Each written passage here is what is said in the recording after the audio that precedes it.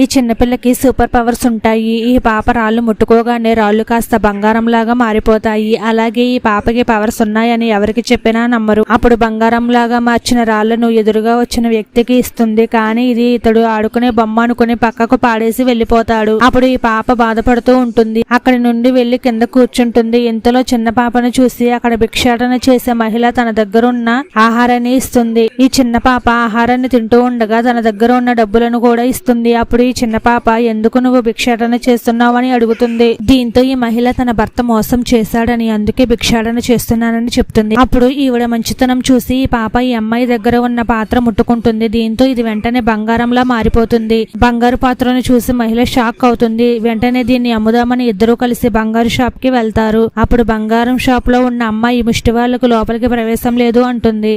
అప్పుడు ఆ పాప బంగారు పాత్ర చూపించి దాన్ని అమ్ముదామని వచ్చాము అని చెప్తుంది. బంగారం షాప్ లో అమ్మాయి దాన్ని టెస్ట్ చేసి చూడగా అది నిజమైన బంగారం అని తెలుస్తుంది. ఇంతలో షాప్ ఓనర్ అక్కడికి వచ్చి ఆ బంగారాన్ని చెక్ చేస్తారు. షాప్ లో ఉన్న బంగారం కంటే ఎక్కువ క్వాలిటీ అని, ఇలాంటివి ఇంకా కావాలని వీళ్ళకి చెప్తాడు.